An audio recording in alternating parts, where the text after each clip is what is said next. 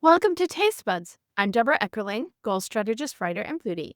And today I'm speaking with food writer Georgia Freedman, author of Snacking Dinners, among others. Welcome, Georgia. Hi, thanks so much for having me. Well, thank you for being here. I especially love the title of your cookbook, The Snacking Dinners. I mean, isn't that like what we want anyway? Because you're nice and light and whatever. Yeah. No, that's the idea. Easy, fun, delicious, low lift, high reward is what we say about these recipes. Excellent. And so, do we want to go on the Wayback Machine to how you got into food writing, or do you want to talk about the book and then we'll go on the Wayback Machine? I'm happy to start at the beginning and sort of with one, because I think that to some degree this book was kind of a surprise for people when I made it. Oh, excellent. Okay, so what led you to a career in food writing? Yeah. So right out of college I was working in government. My degree is in international politics, and it was not what I expected, and I found myself just really waiting for every food magazine and for every Wednesday when the Times food section came out. I was in New York, and, so when I realized that I needed to pause and figure out what I wanted to do, I took a job in restaurants just in front of house to give myself some space to sort of start writing again.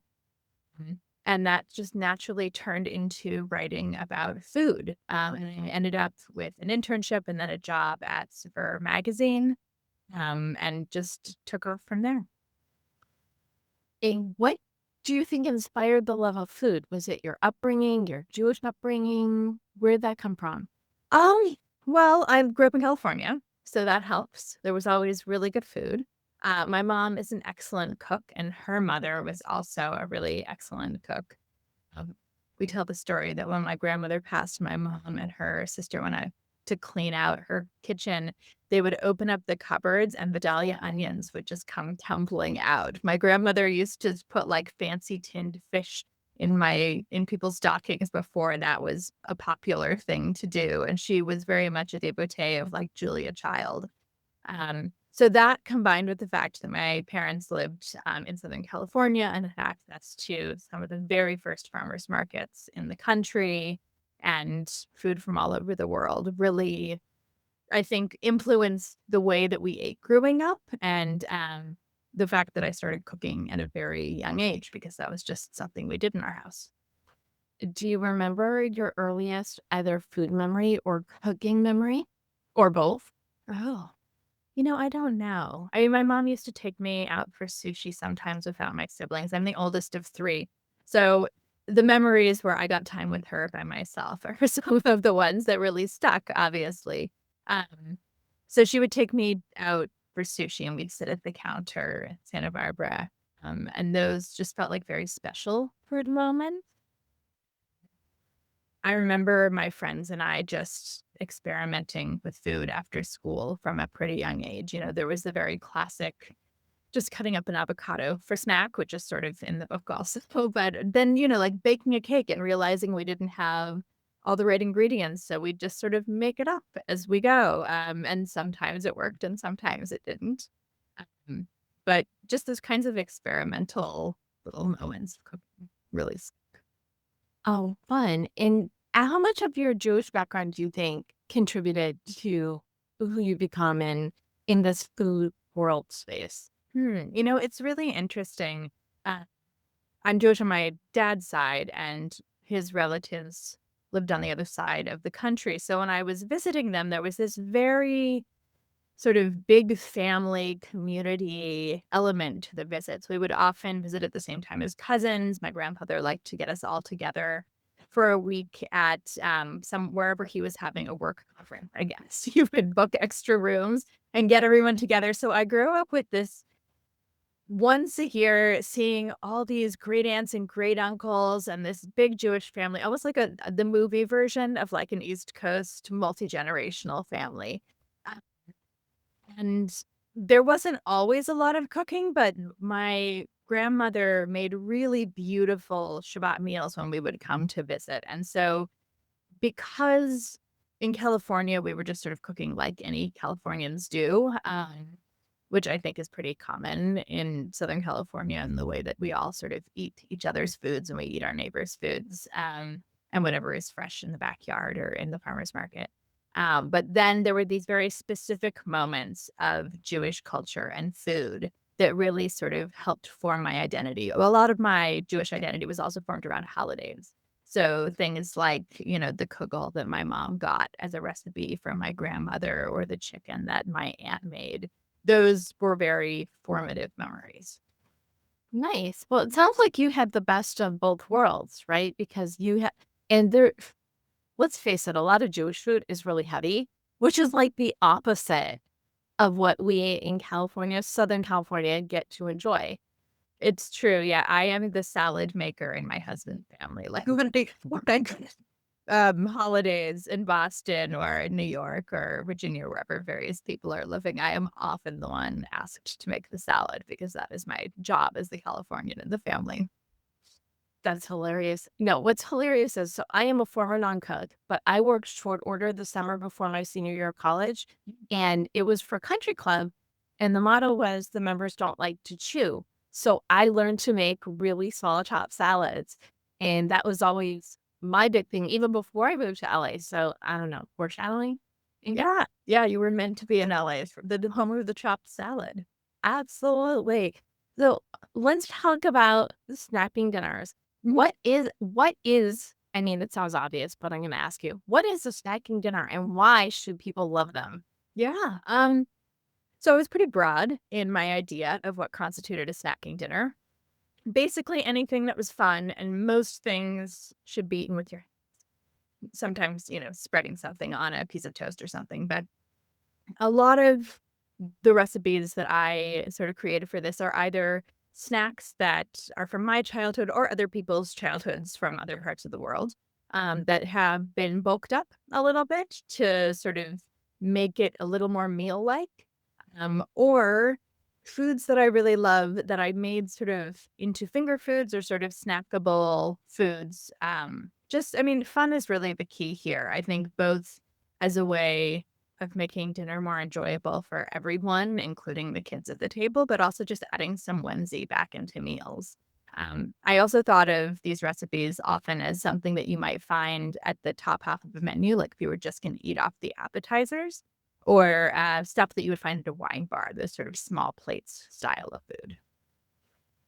And you said that this is different than some of your other projects. So what are some of the other things that you've done? Yeah. Well, so I spent 5 years at Saveur magazine, and at the time, we were really very much known as like the National Geographic of food.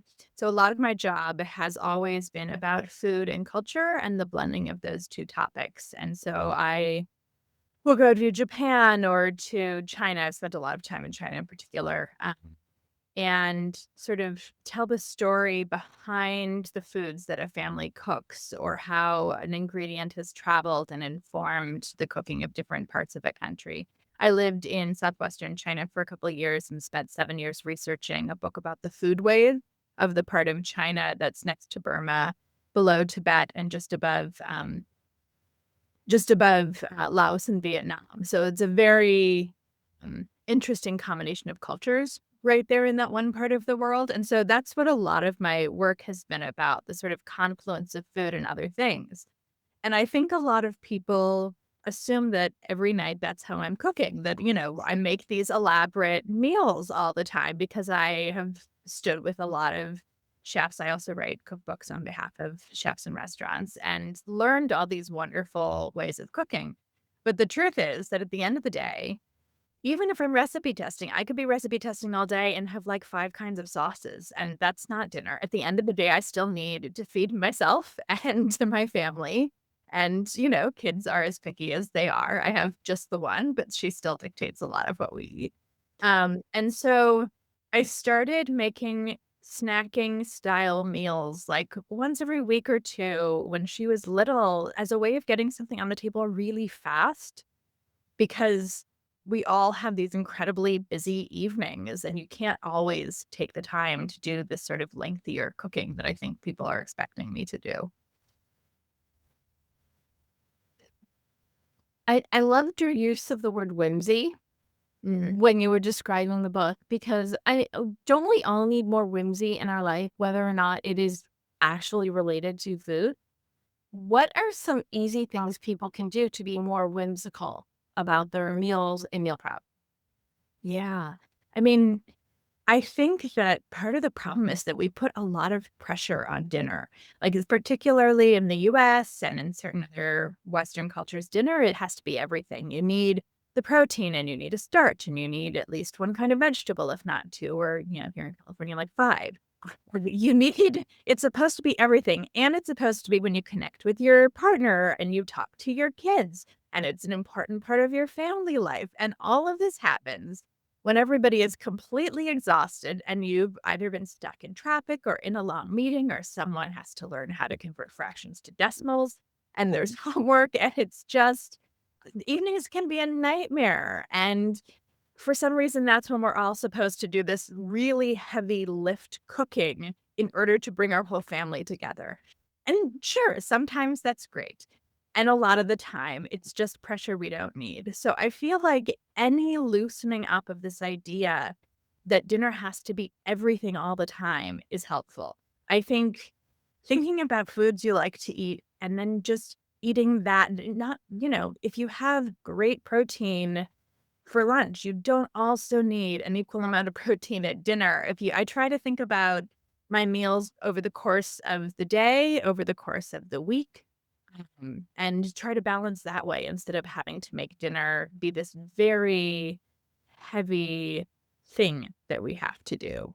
And so I mean, that's not the only way of thinking about whimsy and food, but that's one of the things that I really try to think about is how to make it fun again, how to make it finger food, how to give everyone a way to make their own plate exactly the way they'd want it to be. Should we be putting pressure on lunch then? Or should we just not be putting pressure on any meal? I think that the only time to put pressure on a meal is if you need to fulfill a particular purpose. So, I mean, obviously, if you're a marathon runner and you have to fuel up for, that is eating for a certain activity. If my kid comes home from summer camp today and she has done a lot of running and track and also a ton of swimming, I need to make sure to feed her food for those activities that she's been doing because she's been very physically active all day.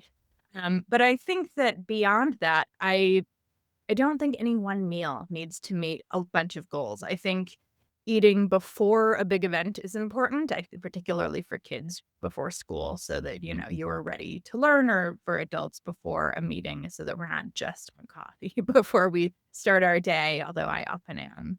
Um, but I don't know that any one meal has to be everything. We're eating it like 3 times a day at least. There's no reason that we can't fill in on the other meals. Right. And you said 3 times a day at least, but isn't it better to have snackable throughout the day? I think it depends on people's metabolisms and their lifestyles. I think that, I mean, really, my understanding is that eating a heavy meal at the end of the day is actually terrible for all of us. But we don't have a social structure that allows for a big family meal in the middle of the day, which is traditional around the world in most cultures, or at least was historically.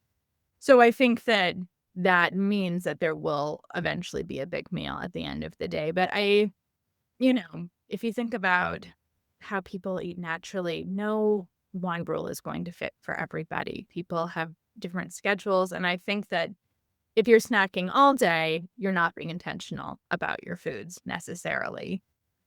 And over the course of the day, you want to be somewhat intentional about balance, not doing only, I mean, in our household, it's always like, please eat some protein before you get more vegetables because, California kids are strange that way. Mhm. Yeah. Well, and I'm thinking because I work from home, the food is nearby, but I believe I've always eaten a healthier working from home than I ever did when I worked other places because there's so much temptation to eat out. And I like to know what I'm putting in my body. So it's very helpful when you work from home to to cook rather than DoorDash. Yeah, no, a lot of these meals, I mean, they are snacking dinners because I wanted to encourage that sort of lightness to dinner. But a lot of these meals are things that I would make at lunch I mean, you can also double or triple them and make them for a party or, there are a lot of ways to eat these meals. But I feel like working from home and not having the family also at home, unlike in 2020, I spend a little time making my lunches now because it's something that I can make just for me that does not have to be what everybody else wants to eat. And often that just means I'm making like a wildly elaborate salad. But cooking toward that idea of like, what do I want to eat and what will get me through the rest of the day? But and the thing that I think is wonderful about salads is you could do whatever you want with them. Yeah. They are probably the most customizable thing, even more so than soup, Yeah. that you could put together. So what is the secret to a great customizable salad? I mean, when I'm doing a large meal, I want it to do double and triple duty. So I will plan a dinner around what I want for my leftovers. And that can be what I want because it will be good in the kids' lunch and she'll eat it, or what I want to put into salads. So I actually have a newsletter coming out tomorrow that talks about how if I roasted chicken, always roast extra, and the whole reason I'm doing the chicken is almost always just so that I can have leftover chicken to put in my salads for the rest of the week, because that, to me, is actually the best use of that chicken. But the other really customizable thing, sorry, I'm gonna show the book just for a second. The other really customizable, wonderful thing is, toast. I have a whole grid of toasts in this book, and it was so much fun to come up with, like, every possible thing that you could put on a toast. That is another thing we do. I'll buy really nice bread just so that we can have a really good form for, like, piling everything we want onto a piece of bread, and it makes it really fun and really easy to, like, get a portable meal together. And I am completely with you on the thinking ahead.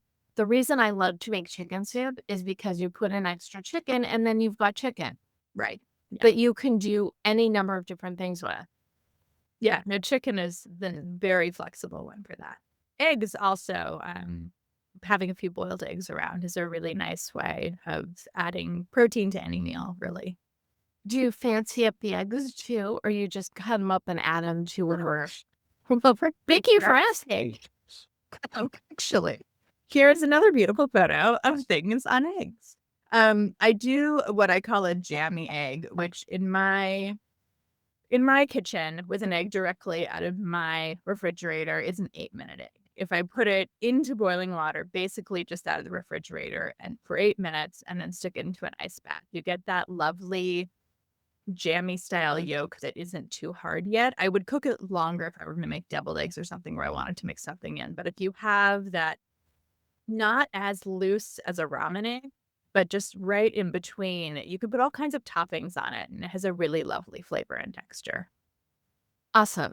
And I hard boiled a bunch because they were getting toward the expiration date. So I am excited because I'm gonna go look in your book and see what you do with them. So I've got like 8 hard boiled eggs in my fridge. Perfect. No, this is a great way to do it because it also an egg really takes on with the flavor of whatever you eat with it, right? So you can put like I do one that's sort of a deviled egg, except that you just put everything on top. You just chop up some pickles and put a tiny dollop of mayonnaise and a tiny dollop of mustard in the pickles. And you get that flavor without all the effort. Or you can do like I really like to make Sichuan food, so I have a lot of chili crisps and a little bit of like peppercorn oil and stuff around. So I'll add a little bit of that to the top with some scallion, and it's like a little burst of like a spicy, numbing sort of flavor just from adding a couple things to the egg.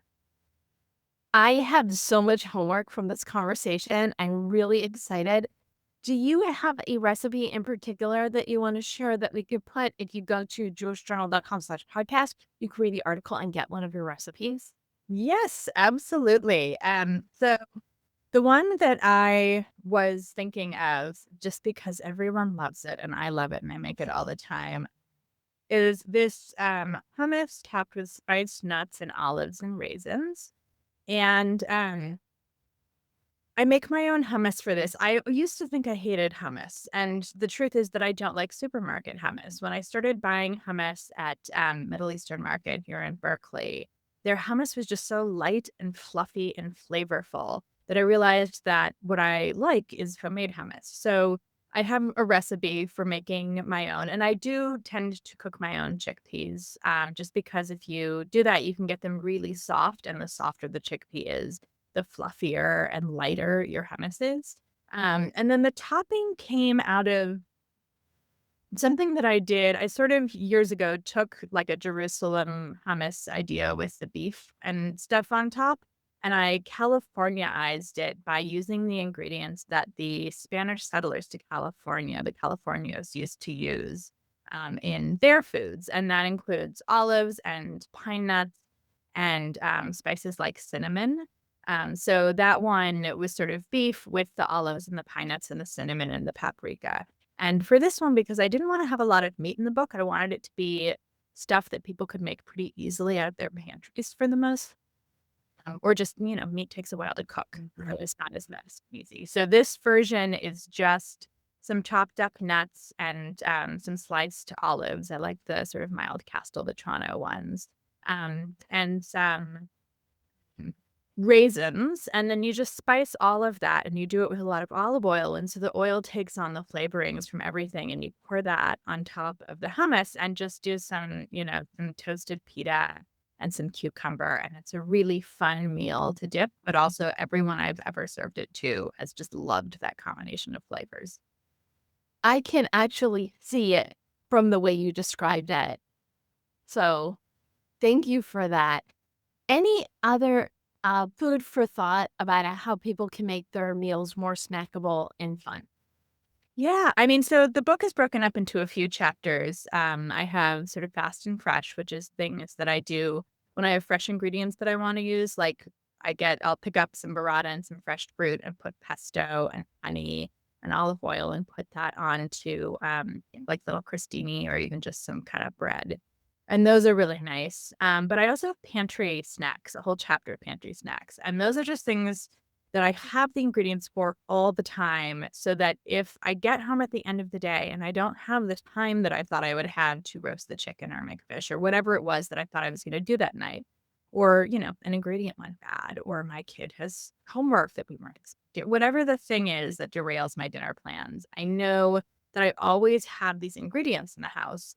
And I have these, 10 to 12 recipes in the book, plus any others that I've developed in my head over the years that I can just go to really quickly to make dinner within like between 5 and 20 minutes. All the recipes in this book, except for the prep ahead chapter, 5 to 20 minutes. And I think that having that in your back pocket is a really nice way to let the pressure off on the nights when things don't go well and turn dinner into something that's more relaxing and fun. Awesome. Thank you so much for, like I said, for giving me all this homework because that's what I like is fast, easy, relatable. And, sometimes I'll have a client meeting and the next thing I know, it's 6 o'clock and I'm hungry and I don't want to fuss. And it's even though it feels like dialing for dinner is easier, it really is easier to go to your pantry and cook and find things. Frequently faster, also. Yes, absolutely. Where can people learn more about you and your books? So snackingdinners.com is actually the home of my Substack newsletter about snacking dinners. And through that, I have the events and other things that I'm doing. And I do a weekly free recipe through that newsletter also that is sort of more snacking ideas because this was just so much fun. I didn't want to let go of the project when I turned to the manuscript. Well, that is definitely the sign that you're doing something you love, and we get to benefit from it. If there is one bit of advice you want people to take away from this conversation, what would that be? The dinner doesn't always have to be everything. It can be fun and easy and a nice end to the day, especially if you want that time to be the fun connection time with family or friends. It just sounds simple. Yeah. The snackable movement, I think you're onto something. Thank you. Yeah, no, that's the idea. Sometimes the cooking time is the like calming down, lovely time to myself, and I can make something extravagant or that takes a lot of stirring. And then sometimes I just want that time for the actual meal and the actual connection instead. Wonderful. Well, thank you so much, Georgia Freedman, for joining me. Thank you for tuning in to Taste Buds with Deb. Don't miss an episode. You can subscribe on YouTube, iTunes, and or your favorite podcast platform. And if you go to jewishjournal.com/podcast, you can get the recipes and read the articles that go with each episode. And you can learn more at tastebudswithdeb.com. Until next time, be more snackable and bon appetit.